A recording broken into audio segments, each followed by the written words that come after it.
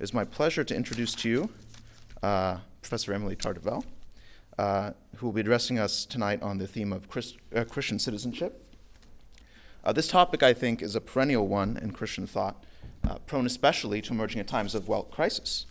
I think we can think of figures as diverse as Augustine, Luther, Maritain, Niebuhr, for all of whom the relationship between the gospel, the Christian community, and the broader polity becomes a crucial question or even a problem.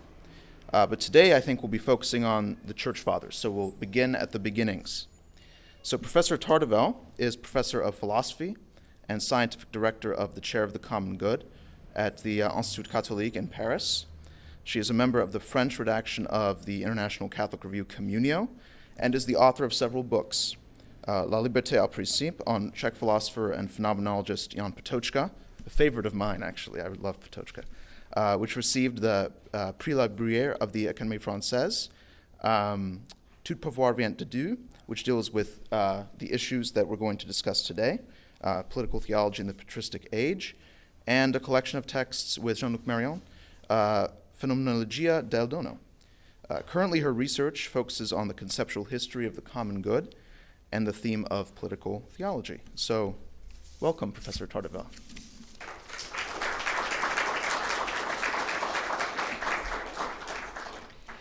Thank you, Christophe, for your very kind presentation. First of all, I'd like to thank Thomas Levergoen and the Lumen Christi Institute for this invitation. That's a great pleasure and a great honor to be here at the University of Chicago and to have the chance to expose one of the major claims of my present research. Now, Christian citizenship, a paradox. Some introductory remarks. At the beginning of 2015, the French Catholic press at Solem published my essay on political philosophy entitled Tout pouvoir vient de Dieu. There is no power but of God. This essay set out a much more expansive program of research on the relationship between theology and politics that I am working on at present. In general terms, this essay was framed as a reflection upon the formulation of St. Paul in the Epistle to the Romans 13:1. It put the common political interpretation of this passage to the test of a historical, philosophical, and theological reception, whose most prominent landmarks are to be found in the Fathers of the Church, especially in St. Justin, Tertullian, and St. Augustine.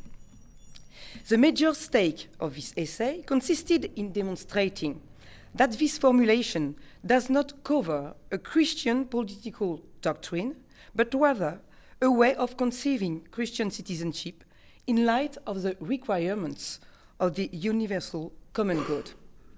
Beyond the historical insight of this essay, its readers are sure to grasp its contemporary relevance at a time when much violence is seeking religious justification.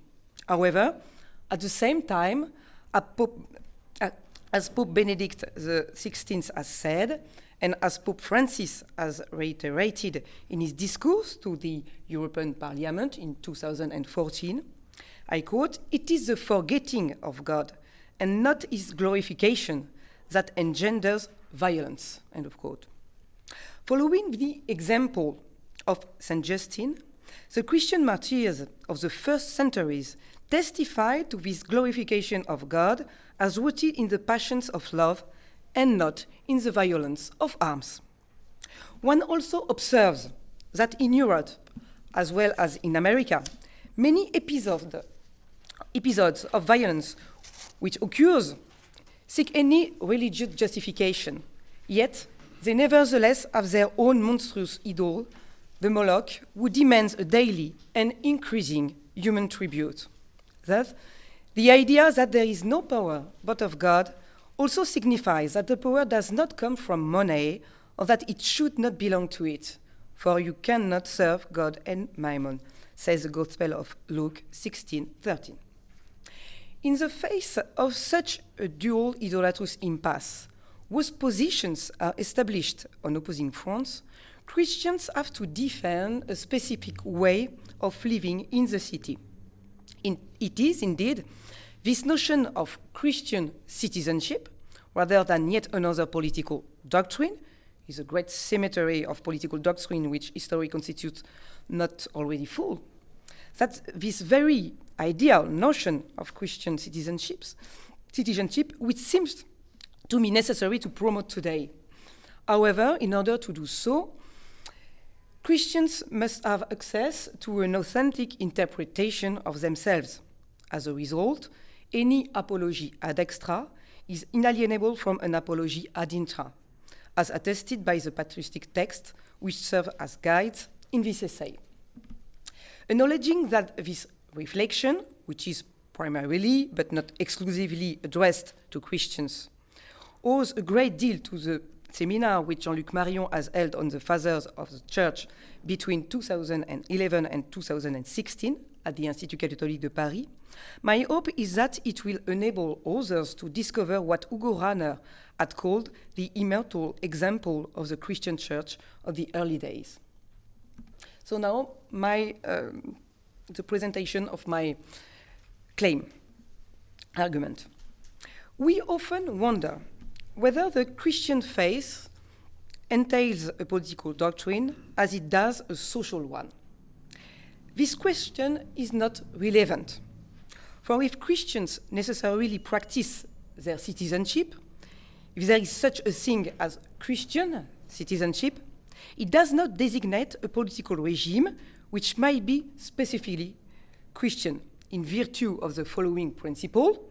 I quote the Gospel of John, "My kingdom does not belong to this world," says Christ in the Gospel of John 18:36. In belonging to Christ, Christians belong to a kingdom which does not belong to this world, but rather to God, a kingdom which has no necessary or even privileged political expression. Christianity does not entail any particular political doctrine, whether it be established or competing with it, and thus always of the same nature as itself. Christians live in the city without belonging to it and without supporting any competing political doctrine. The question of Christian citizenship is not one of which political doctrine might be derived from Christianity, but rather one of its very absence. Christianity does not consist of promoting or practicing a political doctrine in any way. It is essentially a way of living in the city. This claim might appear surprising, especially if one recalls the famous Pauline formulation which forcefully affirms that there is no power but of God. Political thought has not failed to see this statement as the scriptural foundation of a Christian political model, and more specifically, of a Christian theocratic doctrine, insofar as this formulation might serve to justify the temporal power of the ministers of the will of God.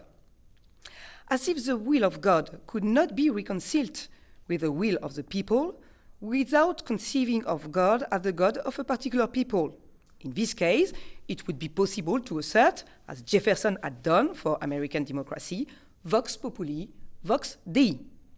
In this way, the reference to the will of God would only lose its status of an anti-democratic transcendence for the sake of signifying the free will of the people, its right to self-determination, a right which might be opposed to that of all other people. Yet, the God of the Christians is not a God of a particular people, or at least no longer, as he had previously been the God Israel alone.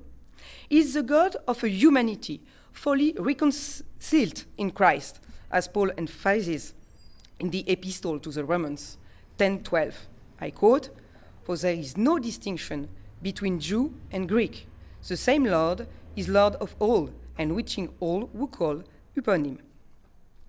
In this way, the universality of Pauline reference to the will of God would ratify its anti-democratic character, since it would be opposable to the free will of a particular people. In this case, one could make an objection to the initial claim and assert that Christianity entails a specific political doctrine whose character would be eminently theocratic. From the time of the apostles up to the present day, history does indeed testify to this theocratic temptation of Christianity, operative in the following ways. At the end of antiquity, in the form of Caesaropapism, the Caesar of the Church by the state, beginning with the Emperor Constantine, who had called himself the Bishop of External Affairs, all the way to Justinian, the Emperor priest, and the despots who had succeeded him. In the Middle Ages, this time in the form of papal pontifical theocracy, the Caesar of the state by the Church, when the Church, finally victorious over imperial despotism, had forged itself a double-edged sword. In the modern period, with the renewal of Caesaropapism, when the state, from absolute monarchies to the Great Western Revolution, had accomplished its democratic molting without abandoning the reference to the will of God in assuring its legitimacy, just as the notion of civil religion would attest. However, does the political history of Christianity exhaust its theological significance?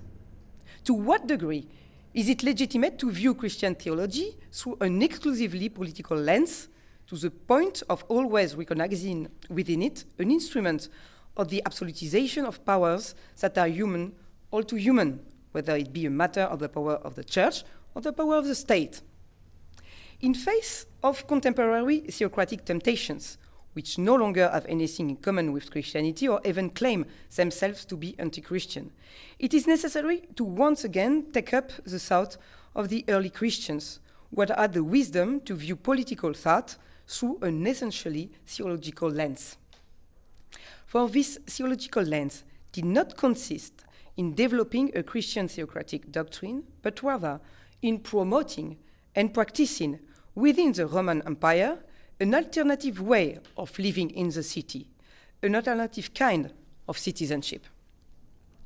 A semantic shift accounts for this change in perspective.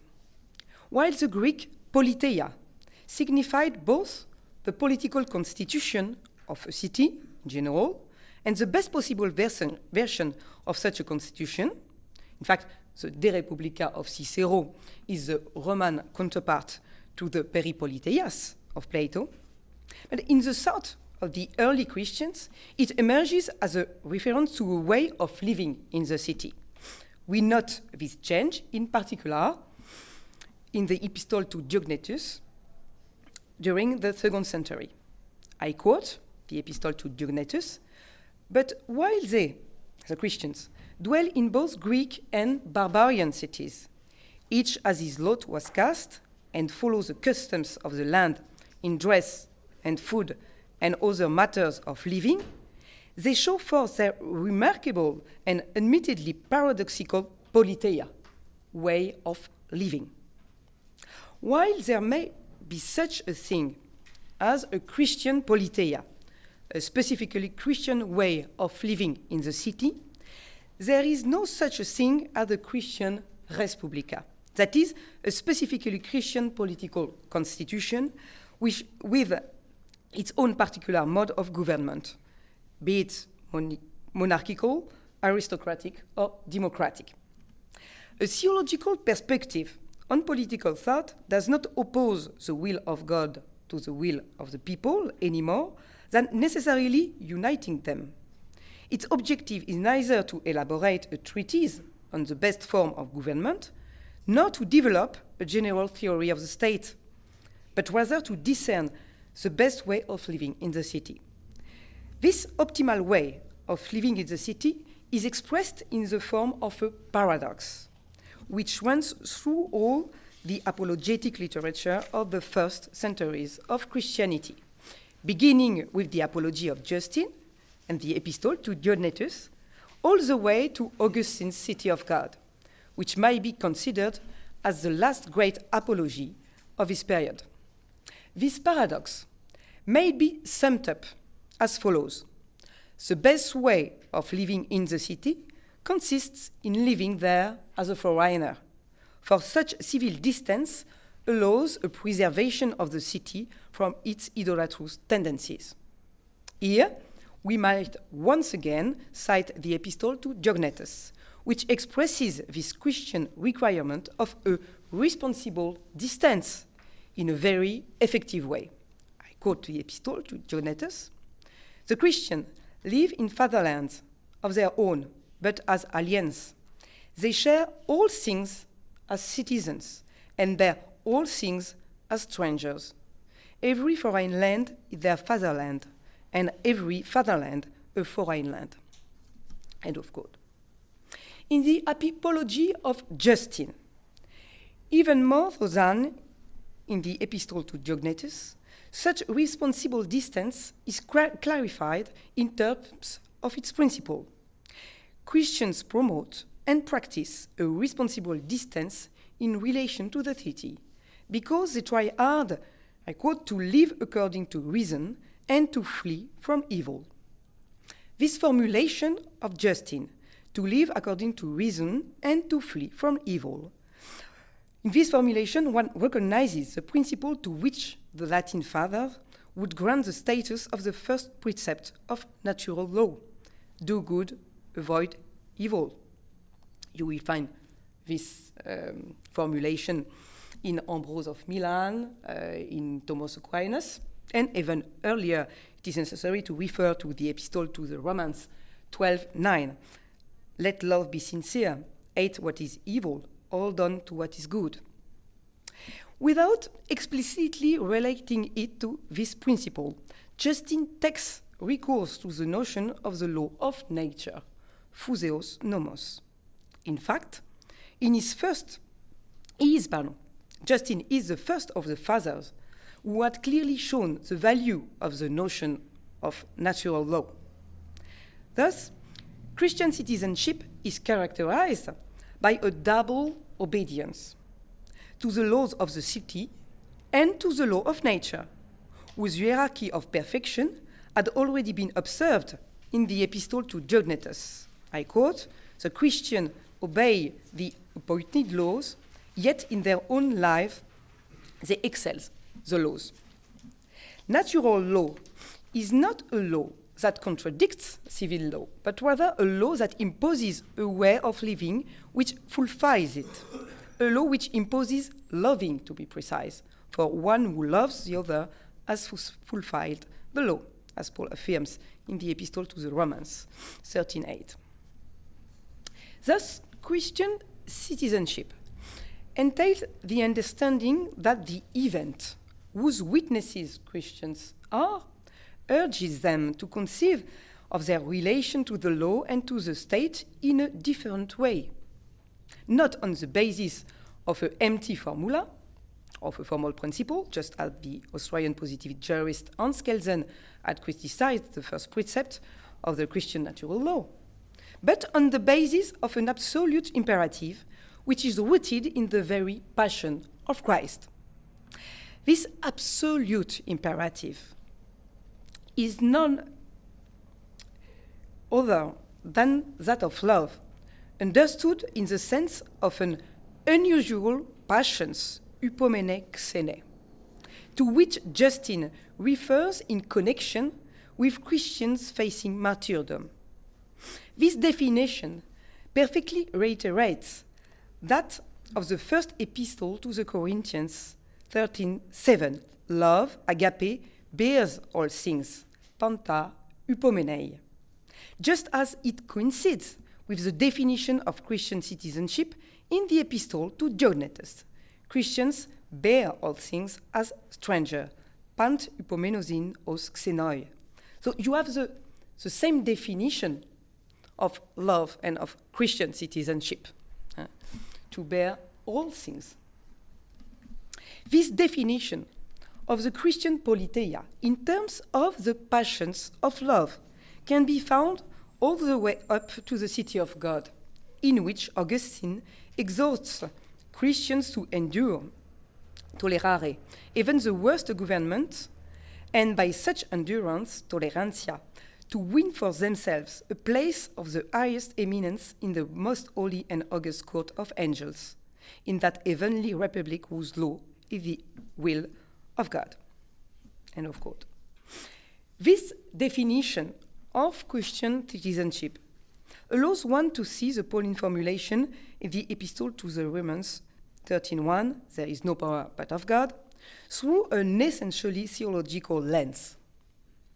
Although contemporary exegesis remains divided with regard to its interpretation, Father Jean-Noël Aletti, a French Jesuit, explained that the formulation of Paul cannot be understood apart from the literary units to which it belongs, from the Epistle to the Romans 12:9, let your love, agape, be sincere, hate what is evil, hold on to what is good, to the Epistle to the Romans 13:10, love, agape, does not evil to the neighbor, hence love is a fulfillment of the law. Thus, the Epistle to the Romans 13:1, which explains that there is no power but of God, has no other starting and ending point than love, which must inform all Christian behavior, including its relationship to the law and to the state. This is why it is possible to say that the aim of the passage is neither to elaborate a political doctrine, nor to establish the legitimacy of political power. However, it is necessary to point out that for all that, the Epistle to the Romans 13:1 nevertheless theorizes the relationship of Christians to the law and to the state, that is, the specifically Christian way of living in the city.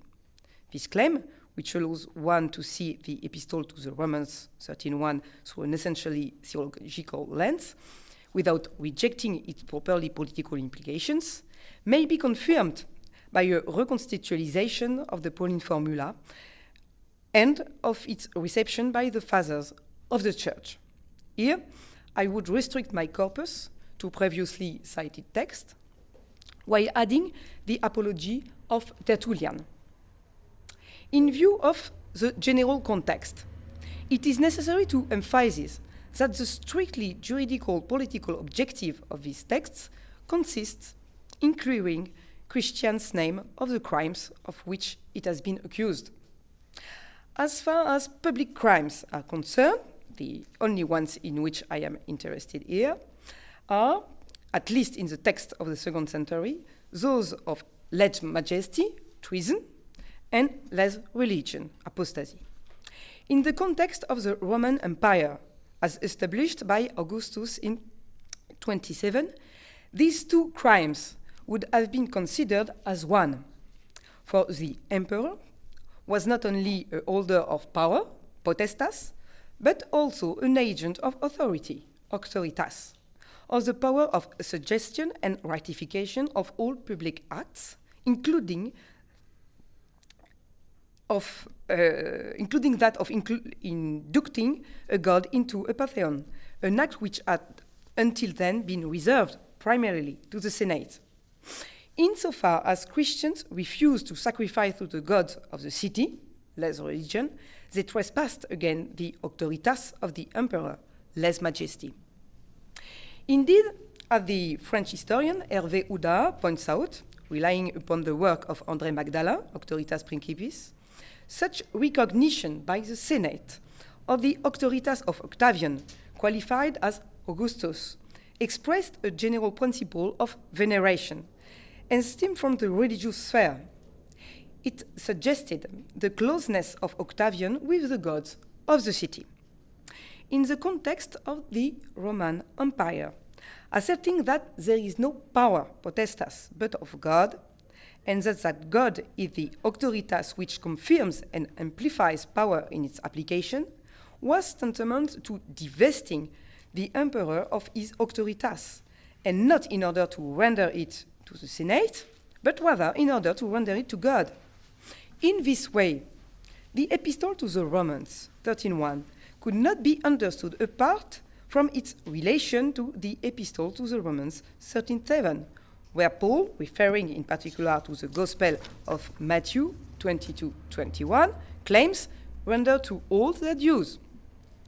A statement which can then be interpreted in the following way: render the potestas to Caesar and the auctoritas to God. Admittedly, Paul is making use of a legal principle which is to be found later on in the formulation of Ulpian, reiterated by the Codex Iuris, ius sum quique tribuere. However, its purpose is certainly not that of a theological justification of the legitimacy of Roman power, and thus not of its absolutization. On the contrary, the formulation "there is no power but of God" aims at limiting the legitimacy of Roman power by inoculating it against its idolatrous tendency towards self-absolutization, which is manifest in its identification of potestas with auctoritas. The idea that there is no potestas but of God signifies that Caesar cannot appropriate to himself the auctoritas that belongs to none other than God. However, is it therefore necessary to invert this claim and to conclude from its revolutionary character of the Epistle to the Romans 13:1? Admittedly, Christians are liable to be accused of less religion and less majesty in the context of the Roman Empire. And yet does this mean that they adhere to a competing political doctrine, the goal of which might be the establishment of a Christian state? One of the arguments most strongly opposed to this interpretation of the Epistle to the Romans 13:1 is found in the Epistle to the Romans 13:5, in which Paul not only does not exhort Christians to rebel, but rather, on the contrary, to submit themselves to political power, whether it be Christian or not. Therefore, it is necessary to be subject not only because of the wrath, but also because of conscience, says Paul. Far from promoting a kind of theology of revolution, the Epistle to the Romans 13:1 aims at limiting the legitimacy of all power, whether it be Christian or not. In the context of the persecutions of the 2nd century, the repetition of this exhortation to submission to the point of martyrdom is illustrated as much by the apology as by the death of Justin. It is also evident in the apology of Tertullian, even though the latter did not end up being a martyr. Admittedly, Christians did not sacrifice to the gods of the city, but they did not shy away from condemnation, following the example of Christ and even of Socrates before him. And we see that Socrates is frequently referred to in apologetic literature, in particular in the works of Justin, who mentions him on several occasions. And accused, of not acknowledging the gods that the city acknowledges, but other newfangled divinities, Socrates had refused to shy away from his condemnation, all the while rejecting its injustice and turning it on his accusers. And Justin takes up the same claim in his apology. Such martyr-like and not revolutionary behavior, rooted in the passions of love, confirms the statements of the Epistle to Diognetus on the eminently civic attitude of the Christians. It is also this very idea that is found, contrary to all political Augustinianism, in Book 2 of the City of God, in which Augustine, as has already been said, calls Christians to endurance, even towards the most corrupt of powers, and not for an absorption of the temporal by the spiritual.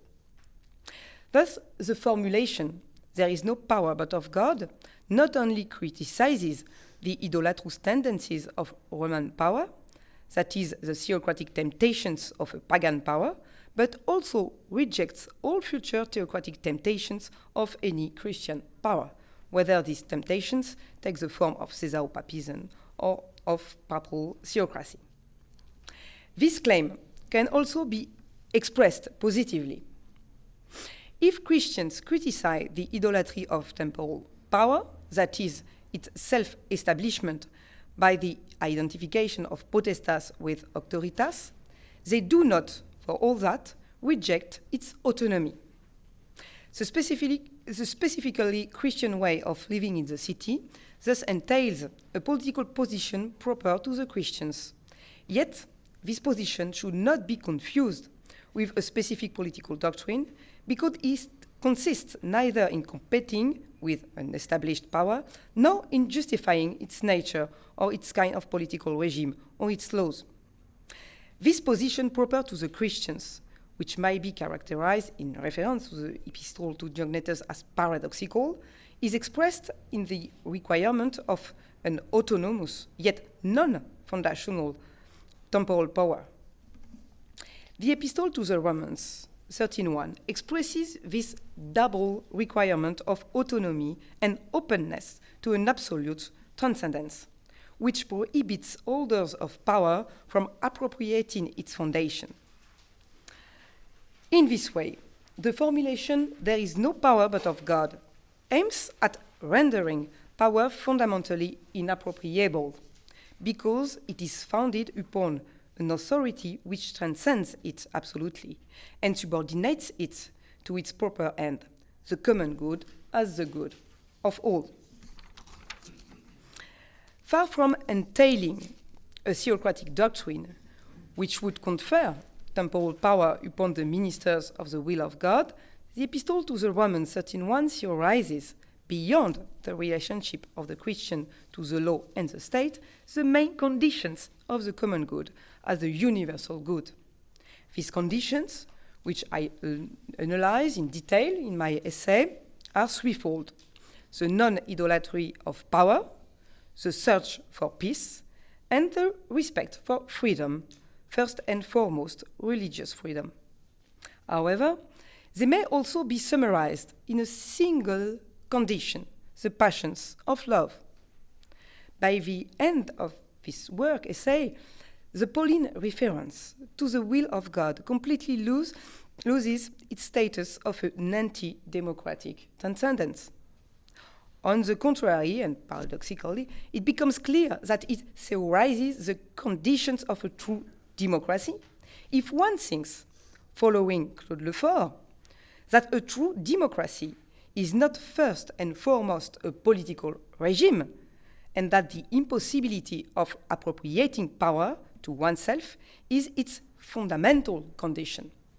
I refer here to Claude Lefort, and I quote Democracy and Political Theory. This model reveals the revolutionary and unprecedented feature of democracy. The locus of power becomes an empty place. There is no need to dwell on the details of the institutional apparatus. The important point is that this apparatus prevents governments from appropriating power for their own ends, from incorporating it into themselves. So we could have a kind of Christian interpretation of this statement of Claude Lefort, which is not Christian. And here, when I say the true democracy, in fact, that's a true policy, a true politeia, at the condition of all political regime, which is aimed to the universal common good. Only then might one consider that Christian citizenship, which has no necessary or even privileged political expression, nevertheless favors the establishment and preservation of a form of government and society which can be conceived of today as the best guarantee of the universal common good. Thank you for your attention.